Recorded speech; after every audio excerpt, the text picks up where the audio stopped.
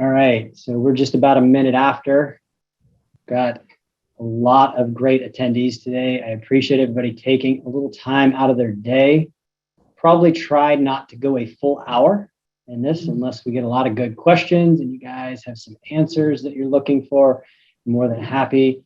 For those of you, I hope you know where you're at today. We've come to the Solutions Granted webinar. We're going to talk a little bit about mobile threat defense today and what is potentially missing from your security stack. So we're going to go ahead and get this party started.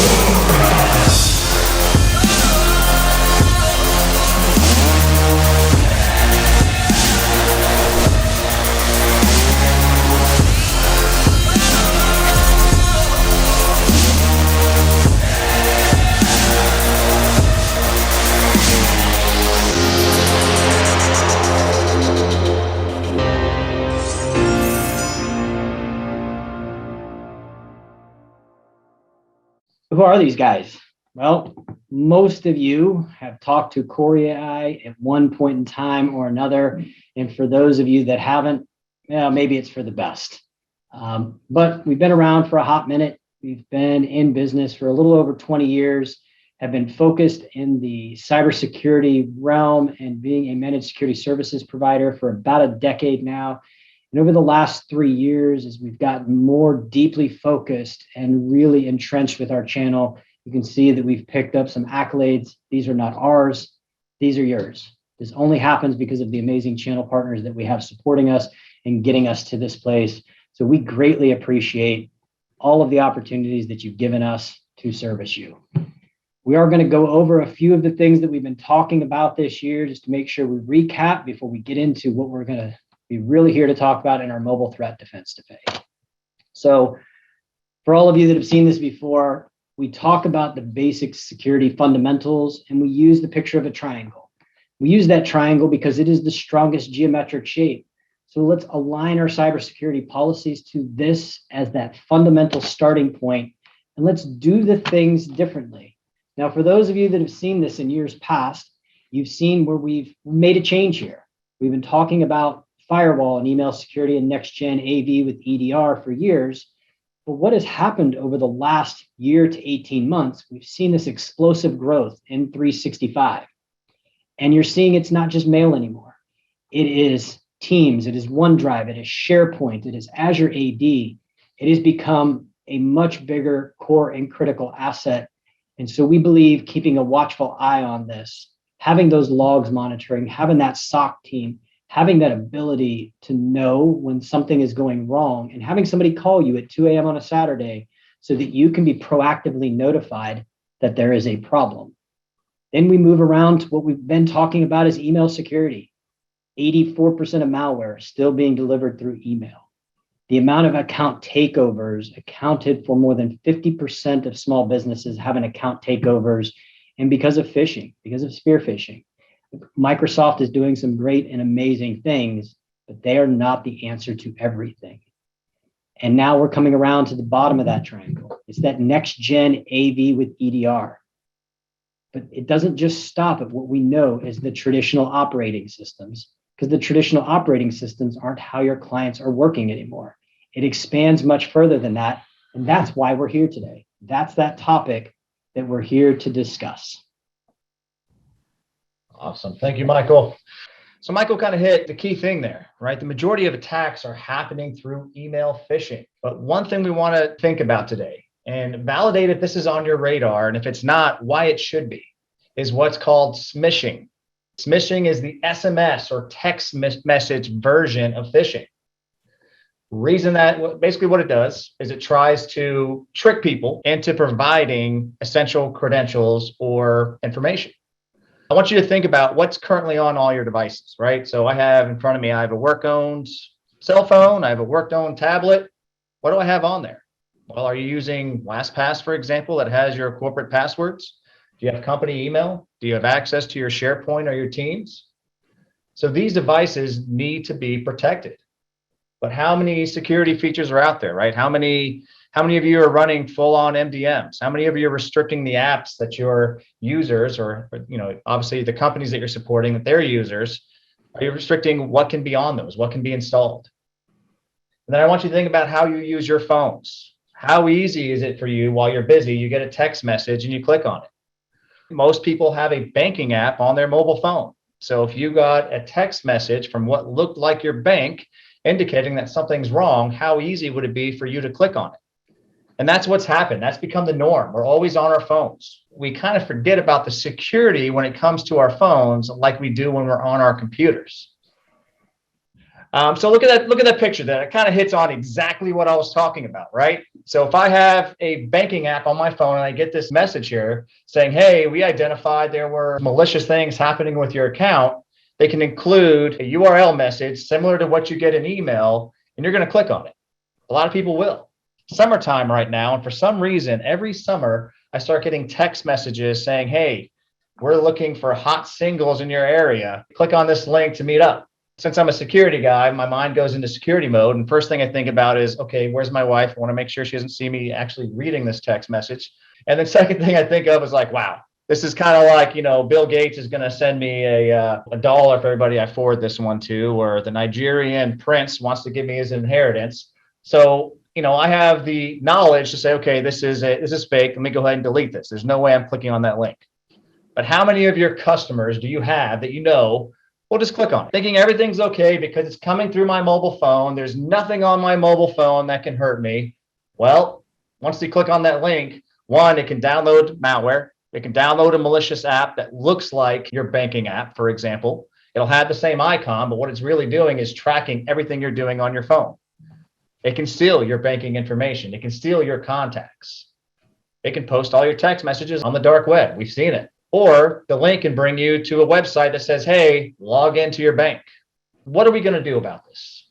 Because phone numbers, as at the top line there says, phone numbers are easy to get. You can even just guess phone numbers. Super easy. Compare that to email addresses. Well, you got to do a little bit more research. Kind of goes into that whole theory when I was in the military, where if I'm at a bar and I ask 100 ladies, hey, let's go on a date. If one says yes, then it's a successful night, right? Well, if I send to 100 different random phone numbers a smishing email or a smishing text, if one person falls for it, that's a success. So what are we going to do about this? Well, a lot of you that are on this call are currently Cylance partners of ours. So now BlackBerry has released a new product called BlackBerry Mobile Threat Defense, also known as BlackBerry MTD. So what this does for us, it gives us the ability, one, to analyze those URLs that are coming through those smishing attacks. So it's not going to read the full text of the SMS message, sorry. But what it will do is if there's a link in it, it's going to use what they call their Infinity engine, which is the same engine they use to protect your endpoint, to detect, is this a malicious link? Now, depending on the type of device you have, because this is supported on iOS and Android on most versions, to include something to think about, especially if you're supporting K through 12, to include the Android versions of Chromebooks. So depending on which version you have, depends on what's going to happen. So if you're on iOS, for example, it will move that text message with that malicious URL into the junk folder. Now, if you are using an Android, what it will do is it will warn the end user, hey, this is a malicious link, and give them instructions on pretty much how to delete it. Now, what's also doing is it's going to go through and analyze the apps that you're installing on your phone. Now, while I'm an Android user, I will admit iOS, Apple, they do a lot better job on regulating what apps can be installed on their phone. I admit that. It pains you to say that, doesn't it, Corey? It does. I admit that because, the older people, that like to use, Apple devices, right? I get it. It's easy to use. But for us, engineer types, what we like to do is we like to use those Androids. Now, unfortunately, Android allows developer apps, which a lot of them can be malicious. So BlackBerry has our back. And it makes sense, right? Because we get questions all the time. I get questions, Dan gets questions of how has the transition been from Cylance to BlackBerry? For the most part, it's been great. Now we're starting to see a lot of the great things that BlackBerry did, right? Their patents that they have on IoT devices. And this is just the start, where now we have application that we can install on our phones to protect them. Because if you look through your Apple Store or your Android Play Store, you're not going to see a lot of good things out there. So this provides a lot more security for you, and especially to protect you against those smishing attacks, because those are on the uptick. If you're a numbers person, all the numbers that I've looked at so far, they said over the last 3 years, they've seen an 80% increase in smishing attacks. And it makes sense. We're all on our devices. We're all remote now, so we're relying more on our remote devices. So frequently asked questions. I've had a lot of conversations with a lot of partners, and these are the normal questions I get. Is this an MDM? The answer is no, this is not an MDM. This is a security feature that you can install on your phones, tablets, Chromebooks. So if it's not an MDM, what can you do with it? I kind of already hit that, right? Where we can identify and alert or potentially block malicious URLs. It can look for side-loaded apps. Something I learned when I first installed it on my phone is I had Yahoo Sports on there. I never realized they even had Yahoo Sports on there. Apparently, it was a side-loaded app tracking what I was doing so they can collect information on me and throw advertisements at me. BlackBerry Protect alerted me on that. I uninstalled the application. It can also do security checks for you, kind of like what an MDM does. It can ensure that someone's using screen lock, right? Have that password to log into your phone, because if you have corporate information, obviously that should be a requirement. And especially if you have an Android phone, is disk encryption on.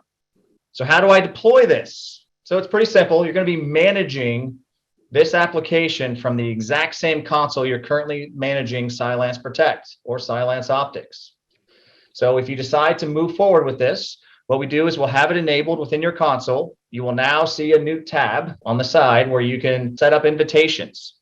So currently the method is you send an email invitation to whoever you want.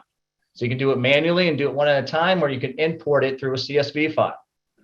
That end user will receive the email, and there will be instructions on how to download the app through their app store, whether it's iOS or Android. Then all they have to do is take a screenshot of that QR code that's going to be provided, or there'll be a little password at the bottom of the QR code that they can input. And there it is. It automatically registers into your Cylance tenant. Policies for this are very, very easy. All you have to do is, I can tell you, we run the default one. You can get pretty sophisticated with it if you want, but I can tell you default's going to be 99% of our partners are going to use that. Now, is this included in any of our tier 3, tier 2, tier 1 offerings? And the answer is no. This is actually going to be an add-on if you decide to use it at $1.19 per device. Now, I saw a lot of questions pop up, which I'm assuming they were in regards to what I was saying. No, somebody wanted to know something about FedEx and a virus. I think they were talking to you directly about that one, because you were apparently getting the hot and sexy text message. Oh, all the time. Yeah, Hey, Corey, what do you know about malicious apps? What do I know about malicious apps? Well, you see, when I first installed, so we've been doing a lot of testing, right? Yes, we have. Before we decided to make this an offering to any of our partners, we obviously deployed it internal. So we've been running this internal for I feel like 6 months now. Yeah. Maybe more than that. Some interesting things that popped up, for example, is the Dunkin' Donuts app. So immediately it flagged on my phone that I can't go get my Dunkin' Donuts anymore, right?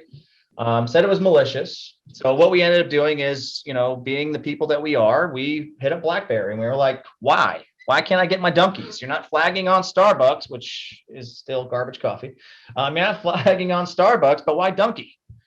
And so it came back and it made sense. Kind of like what you see with the devices. It came back and indicated that there's adware within the Dunkin' Donuts app, which by definition was true, right? You open it up, there's different advertisements to go to different places, which is by definition adware. But we worked with them. They agreed, okay, this is too popular of an application. So we went ahead and got it switched over to a trusted local, because the validation of the type of adware that's in it is not malicious in nature. It's just saying, hey, to keep this app free for you and keep our costs down, we're going to advertise some other things randomly in our app. So I can tell you so far, that's been the only one that's flagged on my phone, besides the Yahoo Sports. And it did tell me to turn off the ability to download developer apps, which I decided was a good idea because this is a work phone. So no developer apps that haven't been pre-approved by the Play Store for me. I think we also found that one of our employees was running their own personal MDM solution, and it flagged as malicious on that.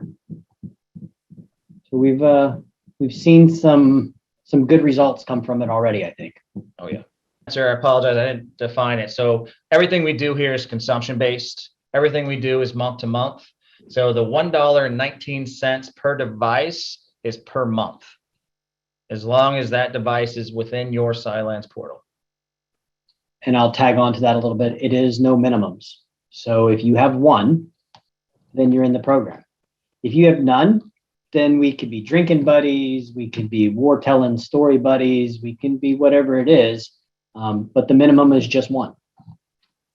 Okay, so I'm seeing some questions here. So I will tell you, for more detailed information, right? If you want me to walk through the actual portal itself and get a lot more detail, we were trying to save everybody a little bit of time today. We can schedule a demo. We can go over it with you. Thank you. I just want to thank everybody for being on here and, letting us entertain you and you entertaining us. I really appreciate it. Yeah, thanks for the shenanigans. Appreciate it. Everybody gets 19 minutes back in their day. And Gartner doesn't know what they're talking about most of the time. Here, let's drink a beer. There it is. All right, everybody. Have a great one.